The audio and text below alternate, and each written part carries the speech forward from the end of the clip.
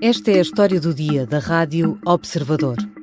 Estaremos mais perto de acreditar em extraterrestres? What's all this shit? E.T. phone home. Oh my God, he's talking. Oh. E.T. phone home. E.T. phone home.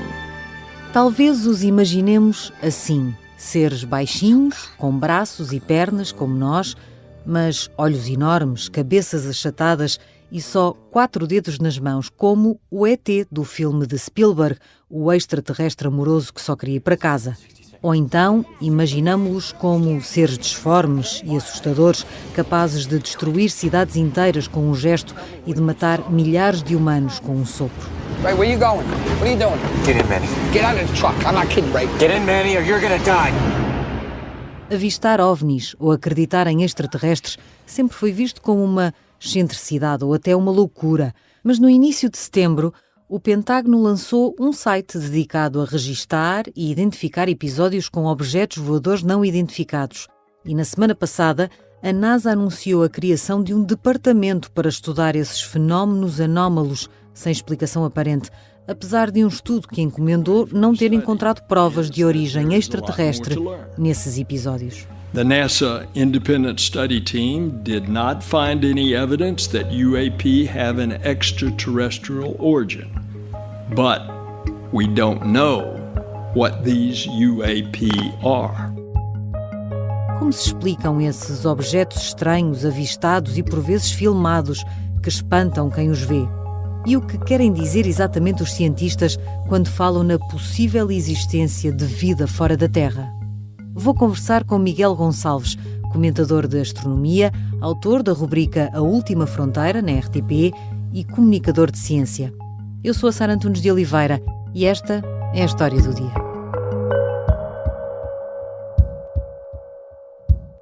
Bem-vindo, Miguel Gonçalves. Olá, muito prazer, é mesmo um prazer e uma honra estar aqui contigo, com todos os ouvintes e leitores do Observador.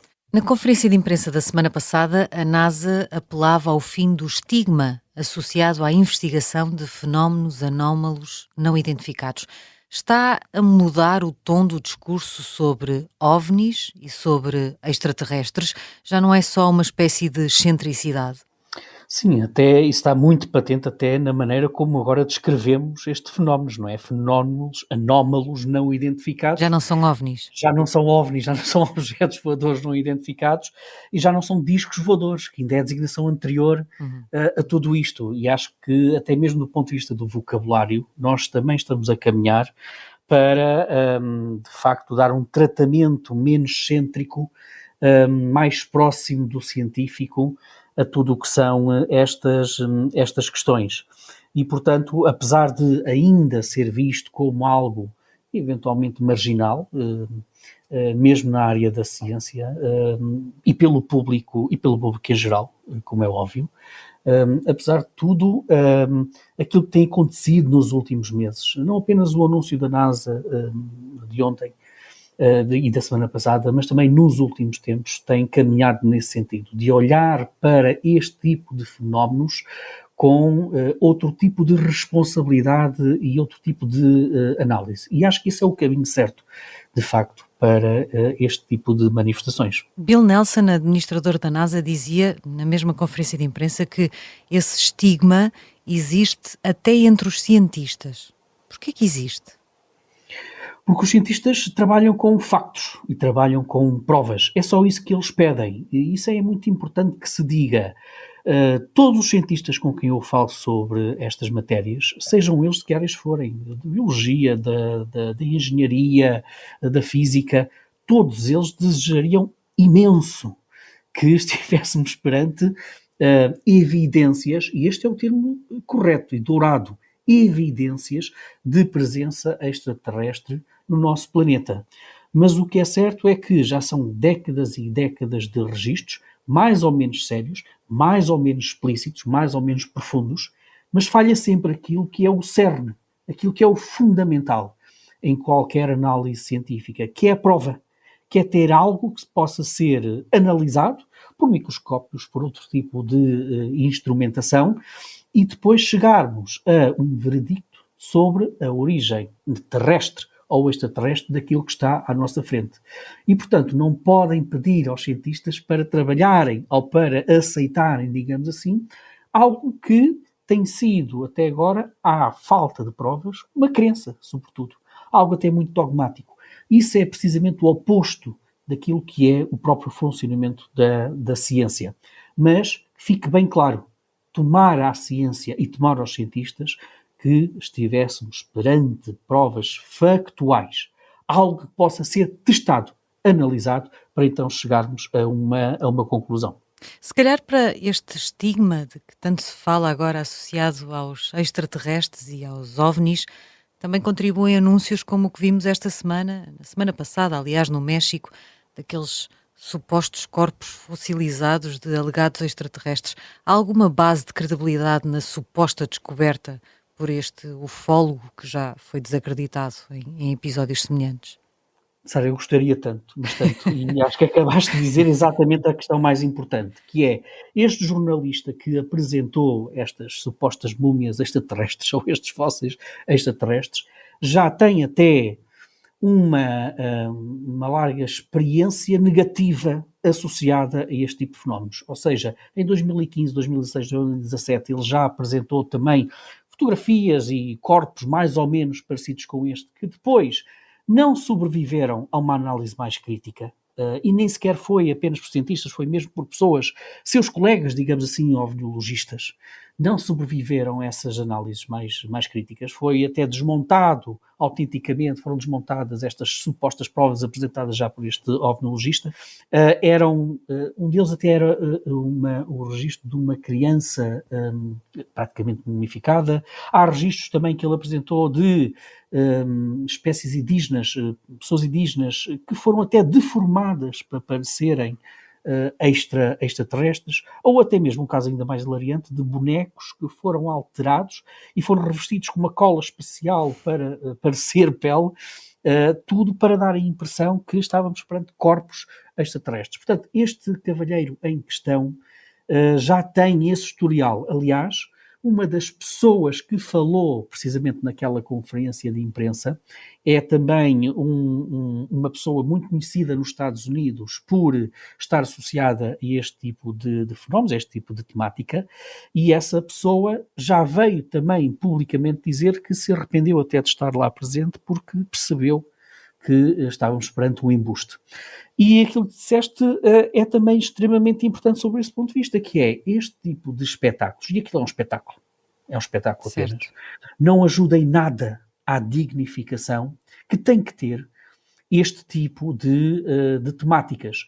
Isto há vontade para dizer isto, Sara, porque eu conheço e tenho amigos em Portugal que trabalharam precisamente nesta área com um tratamento científico, quer nas ciências físicas, quer nas ciências comportamentais e humanas. Eu estive até, sou muito próximo do professor Joaquim Fernandes, que quem está dentro desta área em Portugal é uma das pessoas mais conhecidas nesta temática, foi um dos fundadores da Comissão Nacional de Investigação do Fenómeno OVNI, e, portanto, eu sei como é que pessoas que têm um comportamento ético e científico irrepreensível gostam de analisar estas temáticas. E, portanto, aquele espetáculo que foi montado no México por este senhor é um atentado, é uma humilhação a estas pessoas que tentam, de facto, trazer para o campo da ciência, para o campo até da racionalidade e da sanidade, e agora até já estou a citar um dos elementos da NASA, que foi confrontado precisamente com esta questão do México. E ela disse que, não, nós queremos é trazer para a sanidade este tipo de temáticas. E, portanto, não são este tipo de relatos que ajudam à credibilização deste tipo de investigação científica, que existe e que já existe há algum tempo, Sara. Eu sei que, por exemplo, o meu querido amigo José Martínez Frias, geólogo espanhol que esteve também ligado ao Centro de Astrobiologia da NASA em Madrid, ele tem feito um trabalho extraordinário nas últimas semanas, nos últimos meses, ao colocar nas suas redes sociais todo um conjunto de estudos científicos, é importante que se note isto, científicos, de análise deste tipo de fenómenos. Ou seja, isto já é analisado cientificamente há muito tempo, com seriedade por parte de alguns cientistas, apesar de, obviamente, ainda ser visto como algo um bocadinho marginal. Mas a ciência gosta deste tipo de coisas. É isto que faz, isto é o cerne da ciência, a curiosidade. É encontrar algo anómalo, que é o termo que agora se utiliza. E a ciência adora trazer para a sanidade, para a ciência, para a claridade, aquilo que é anómalo. Mas não é decisivamente com eventos como este que nós vimos do México. E para trazer uma explicação àquilo que aparentemente parece inexplicável. Nós já voltamos à conversa com o comunicador de ciência Miguel Gonçalves.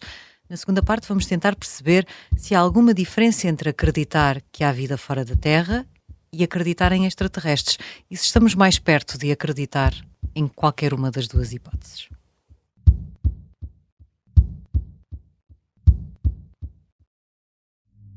Esta é uma história de guerra. Dá-me uma catanada aqui na cabeça, abre-me a cabeça.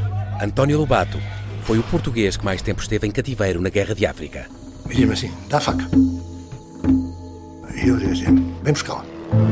O Sargento na Cela 7 é uma série para ouvir em 6 episódios que faz parte dos Podcast Plus do Observador. É narrado por mim, Pepe Rapazote, e tem banda sonora original de Noiserve. Os Podcast Plus do Observador têm o apoio da Onda Automóveis. Estamos de regresso à conversa com o comentador de astronomia Miguel Gonçalves. Miguel, este estudo encomendado pela NASA, que depois dá origem à conferência de imprensa na semana passada, não encontrou provas de que os avistamentos e fenómenos anómalos que têm sido reportados ao longo dos anos, o Pentágono, aliás, criou um site agora no verão para juntar todos esses registros, que esses avistamentos tenham origem extraterrestre. Mas a equipa que fez este estudo também diz que não se sabe, afinal, o que é que são esses fenómenos. Será impossível saber? Bom, o que eles dizem é que, precisamente tudo isso que disseste, mas também que não têm elementos de análise suficientemente robustos para chegar a esse tipo de afirmações. E, de facto, é isso que nós precisamos. Precisamos de dados robustos, de observações melhores, de melhor contextualização daquilo que foi indicado. Aliás, em grande parte destes estudos que foram apresentados mais recentemente, da NASA e não só, nós estamos a falar de cerca de entre 3, 5, no máximo 8% de casos que não têm uma explicação evidente ou imediata do ponto de vista científico. Mas isso é importante em ciência. Em ciência, 5% é muito. 3% é muito, 8% é muito. E, portanto, há um interesse muito grande em tentar perceber o que é isto. A tua pergunta é tramada, Sara, deixa-me te dizer que é impossível saber. À luz daquilo que já passou e com os dados que nós temos neste momento, é muito difícil perceber o que são aqueles 5%. E a NASA assume isso. Isso não é um falhanço da ciência, isso não é um falhanço da tecnologia, é apenas dizer com toda a sinceridade que, meus amigos, face àquilo que nós temos, face àquilo que nos foi dado, não conseguimos chegar a uma conclusão.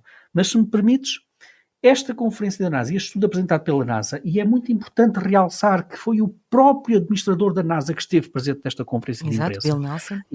E falámos no início sobre a credibilização de tudo isto. Ter, digamos, o chefe máximo da NASA nesta conferência de imprensa é uma prova grande da credibilização que se quer dar a este tipo de investigação. Foi também dito outra coisa muito importante, que foi a NASA quer criar também pontes de colaboração, vasos comunicantes com outras instituições científicas, que não apenas a NASA. Estamos a falar da NASA, estamos a falar das agências meteorológicas, estamos a falar do próprio Pentágono. E, portanto, isto é a NASA a tentar ir buscar a outros saberes, a outros instrumentos, a outras instituições, recursos para perceber com aquilo que é que nós estamos a lidar. E depois, a NASA também publicamente dizer que quer o envolvimento da população em geral para perceber melhor tudo isto, é também um dos outros marcos muito interessantes daquilo que é o panorama científico hoje em dia, Sara, e que é importante dizer, que é aquilo que é chamada a ciência cidadã, e que é cada vez mais frequente. Olha, por exemplo, na minha área, na astronomia, isso é fundamental, ou seja, fazer com que haja uma ligação, uma cooperação, uma cumplicidade cada vez maior entre a sociedade, porque afinal os cientistas não passam um dia a olhar para os céus, mas muitas pessoas passam, como é óbvio. E, portanto, este apelo que a NASA faz é extremamente poderoso também. É a NASA a pedir ajuda a várias pessoas, a várias instituições, a vários saberes, para chegarem a uma conclusão. Mas há aqui uma tentativa de mostrar uma fachada de transparência que pode não passar de fachada. É que uma das críticas a este estudo é o facto de só ter tido acesso a informação não classificada. E a NASA terá, pelo menos é assim que se crê, uma série de registros, a NASA e o Pentágono, uma série de registros que se mantêm confidenciais relacionados de facto com avistamentos ou episódios anómalos não identificados. Há uma tentativa de transparência sem romper totalmente com o secretismo? Será mais isso? Secretismo, há uma razão, certo? Há uma razão perfeitamente até racional para ainda haver algum cuidado naquilo que é o tratamento e a disponibilidade ou a colocação em praça pública de muitos destes fenómenos e que se prende precisamente com questões de segurança e isto eu não estou obviamente a defender nenhuma teoria de conspiração. Nós estamos a falar de fenómenos aéreos que muitos deles, daí o próprio termo anómalos ou de não identificados, que podem dar a indicação que outros países, outras potências, outros grupos militares podem estar a desenvolver também todo um conjunto de outras aeronaves ou outras aeronaves de maior ou menor porte, como é óbvio, para outro tipo de fins, que não apenas e tão só fins recreativos, como é óbvio.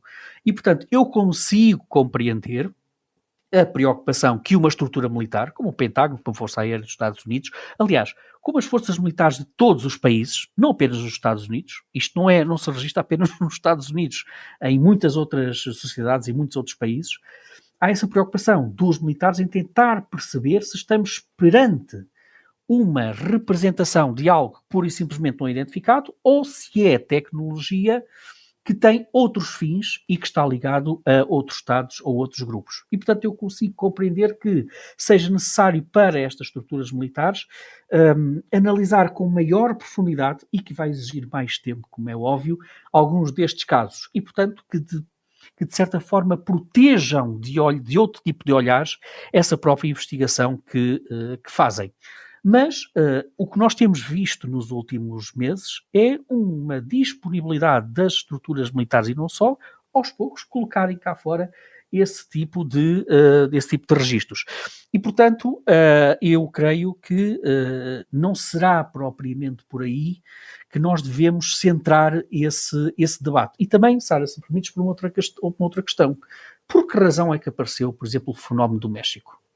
Por que razão é que nós estamos a assistir a cada vez mais interesse também em tudo que é OVNIs e também naquilo que é o próprio funcionamento da ciência? Porque, infelizmente, Sara, nós também vivemos numa altura em que nós temos correntes de informação que é disponibilizado na internet, em vários fóruns, enfim, como jornalista saberás até bem melhor do que eu. Mas a informação é diferente do conhecimento. Informação é diferente de conhecimento tratado, devidamente analisado. E, sobretudo também, é uma das tristes lições que nos deu a pandemia, nós temos assistido a cada vez mais movimentos anti-ciência, cada vez mais movimentos conspirativos sobre a ciência, que também, de certa forma, se reflete neste tipo de temática. Ou seja, é muito mais fácil hoje em dia nós transmitirmos uma ideia conspirativa, seja sobre o que for, em que a ciência acaba por ser uma espécie de elemento mau, ou elemento que contribui para essa conspiração. E, portanto, é também muito, muito importante nós fazermos esta distinção e também perceber que estes assuntos só se tratam e só têm futuro esta investigação com maior ciência, com maior cultura científica, com maior educação científica. If you ask me, do I believe there's life in a universe that is so vast that it's hard for me to comprehend how big it is? My personal answer is yes. O administrador da NASA, na mesma conferência de imprensa, disse que, pessoalmente, se lhe perguntarem, acha que há sim mais vida no universo para lá da Terra, mas às vezes há aqui uma confusão entre haver vida fora da Terra e falarmos de extraterrestres, certo? Quando dizemos que pode haver vida fora da Terra e que a ciência procura vida fora da Terra, estamos a falar necessariamente de homenzinhos verdes com 3 dedos e um olho na testa? Pois, Sara, é que ainda por cima podemos ainda complicar deliciosamente ainda muito mais esta questão. Porque tu referiste extraterrestres, falaste em homenzinhos verdes e isso tudo. No fundo, é uma questão também perceber o que é a vida, se ela é fácil de aparecer, e mais, e quão fácil ou difícil é o passo seguinte, que é a vida inteligente ou denominada inteligente. Porque quando falamos de homenzinhos verdes, o imaginário popular e não só, leva-nos para civilizações que visitam a Terra. Se visitam a Terra, quer dizer que têm que ser tecnologicamente muito superiores a nós. E, portanto, à luz de qualquer definição, uma civilização inteligente, como é óbvio. Portanto, vamos por partes. Eu costumo dizer que nós vivemos uma época extraordinária, depois não digo que não foi avisado. E o que é que eu quero dizer com isto? Quero dizer que nós temos, hoje, ao dispor da ciência e dos cientistas, e, portanto, da cultura também e da sociedade em geral, todo um conjunto de telescópios, todo um conjunto de instrumentos na Terra, todo um conjunto de supercomputadores, inteligência artificial, todo um conjunto de ferramentas e tecnologia muitíssimo avançada, que nos permite, pela primeira vez na história da humanidade, nós olharmos para o universo à procura dos elementos químicos, dos tijolos que fazem a vida como nós a conhecemos. E aqui temos logo um problema, Sara. Como nós a conhecemos. Nós só temos um exemplar que se deu aqui na Terra. Nós só temos esse exemplar. E, portanto, temos que avançar também com alguns preconceitos e com alguns antropocentrismos. Porque nós só conhecemos aqui na Terra e só conhecemos aquilo que aconteceu na evolução humana, pelo menos enquanto vida chamada inteligente. Mas o que é que nos diz a ciência com todos os seus instrumentos que temos hoje em dia? Diz-nos o seguinte, que aqueles tijolos que dão origem à vida, como nós a conhecemos aqui na Terra, que dão origem aos aminoácidos, dão origem às moléculas que nós conhecemos na vida, essa estrutura mais básica da vida está presente em muitos dos locais do universo. Está presente, por exemplo, nas nuvens gigantescas que colapsam para dar origem ao Sol, para dar origem às estrelas e para dar origem aos planetas que giram à volta das estrelas. Descobrimos também já essas moléculas preciosas da vida a serem injetadas autenticamente em planetas bebés. E, portanto, o que nós sabemos garantidamente cientificamente é que, pelo menos, as condições, os tijolos para a vida, como conhecemos aqui na Terra, são vulgares, são frequentes, são numerosos, são diversificados no cosmos. Agora, o passo seguinte. Um aminoácido não é vida. Um aminoácido em si, uma proteína em si não é vida, mas é fundamental para ter vida. Portanto, qual é que é a probabilidade desses tijolos da vida se organizarem de modo a formarem uma célula? Ou um ser multicelular?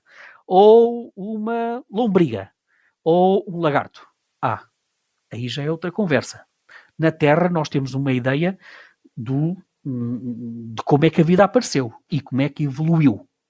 E, portanto, cientificamente, o que nós podemos dizer é que as sementes da vida estão por todo o lado. Isso é aquilo que nós sabemos agora. Agora, isto é muito interessante, Sara, porque eu vou fazer uma confissão muito íntima sobre tudo isto e que passa pelo seguinte. Eu entrei no curso de astronomia em 1996. Em 1995 foi quando foi anunciado a descoberta do primeiro planeta a orbitar uma estrela parecida com o Sol. Hoje, ano 2023, nós já temos confirmados mais de 5.000 planetas a orbitar em outras estrelas. E, Sara, aqui na proximidade, muito próximos deste bairro planetário que é o Sistema Solar, muito próximos de nós. Perto de nós há mais de 5.000 exoplanetas. E desses 5.000 exoplanetas, nós também já identificámos muitas dezenas deles que desconfiamos que se calhar até têm condições físicas, condições químicas, têm uma distância muito interessante e de segurança à sua estrela para poder albergar condições para ter vida. Atenção, para poder albergar condições. Não quer dizer que seja uma obrigatoriedade uma Terra, digamos assim, ter vida. Não é uma obrigatoriedade, porque por acaso ocorreu na Terra. Por acaso ocorreu na Terra. Mas olhando para o nosso sistema solar, nós olhamos, por exemplo, para os nossos planetas vizinhos, Vênus e Marte. Nós hoje temos fortes desconfianças que nos indicam que quer Vênus, quer Marte, já tiveram condições para albergar vida. Ou seja, já tiveram condições térmicas, condições físicas, condições químicas para terem vida nas suas superfícies. Mas hoje nós sabemos, ou pelo menos a ciência até agora, não nos mostra indícios dessa vida, ou que tem existido vida lá. Só houve, de facto, aqui no nosso planeta Terra. E, portanto, todas estas discussões convidam-nos a imensas provocações filosóficas. Mas porquê é que seria importante, ou aparentemente é tão importante para a nossa vida aqui, descobrirmos, ou para alguns confirmarmos, que a vida existe de facto noutros planetas? Bom, em primeiro lugar, isto eu sei que é uma resposta muito filosófica, apesar de tudo, nós somos uma espécie que tem alguma dificuldade em lidar com a solidão. Depois, porque do ponto de vista científico é importante perceber se de facto este conjunto de átomos, de moléculas, de química de que nós somos feitos, são também um resultado mais ou menos inevitável noutros planetas com outras condições completamente diferentes da Terra. E tentar perceber o que é que de facto significa a diversidade exobiológica. É tão simples quanto isto. Nós, por exemplo, seres humanos, temos uma altura média que nos é dada pela nossa evolução química, mas que nos é dada também por termos um planeta com uma determinada força da gravidade e uma determinada pressão da nossa atmosfera. E por isso é que nós temos todos uma altura média, obviamente, de 1,80m, 1,70m, 1,80m, 1,90m. Enfim, não passa muito longe disso. Temos médios. Como é que a vida pode aparecer e pode-se parecer fisionomicamente, por exemplo, num planeta com uma gravidade maior que a Terra, ou uma pressão atmosférica menor que a da Terra? Ou seja, qual é a combinação física, química, ambiental que origina a vida? É isso agora que não vamos parar de perguntar até descobrirmos, Miguel. Não, e que obriga-nos a pensar em muitas outras coisas. E se me permites deixar esta provocação final, Sara, olhemos para o nosso sistema solar. Nós hoje, se tivéssemos que elaborar uma lista de sítios do sistema solar onde a vida pode aparecer, pode ter condições para aparecer, a Terra aparece logo em primeiro lugar, como é óbvio, porque nós estamos aqui. E, portanto, garantidamente existe na Terra. Mas depois olhamos para os outros candidatos, que nós já sabemos. Olha, por exemplo, Europa, Ganimedes, Calisto, Titã, são tudo luas geladas de Júpiter, de Saturno, Tritão, eventualmente, e Neptuno, Marte, eventualmente. Mas se houver vida em todos esses lugares, Sara, é vida que só pode ser subterrânea. É vida que só pode estar por baixo de uma superfície ou em grandes oceanos. E quando eu digo grandes oceanos, é oceanos maiores que os da Terra. Estamos a falar de Europa, por exemplo, pode ter um oceano com cerca de 100 km de profundidade. E, portanto, quando olhamos novamente para esta lista só do nosso sistema solar, percebemos o seguinte: só há um lugar em que nós conhecemos vida, que é a Terra, e esse lugar é o único que tem vida à superfície da Terra. Todos os outros que podem ter condições para albergar vida são todos subterrâneos. E a pergunta de desafio filosófico e provocação que eu deixo é: será que a vida será maioritariamente subterrânea? E será que nós somos uns afortunados por termos a capacidade de ver estrelas e de vivermos num planeta à sua superfície? São estas provocações que os cientistas gostam. E talvez um dia façamos uma história do dia para tentar responder à pergunta daquela provocação. Obrigada, Miguel Gonçalves. Obrigado, Sara. Miguel Gonçalves é comentador de astronomia, autor da rubrica A Última Fronteira, na RTP, e comunicador de ciência. Esta foi a história do dia. A sonoplastia é de Beatriz Martel Garcia, a música do genérico é do João Ribeiro. Eu sou a Sara Antunes de Oliveira. Até amanhã.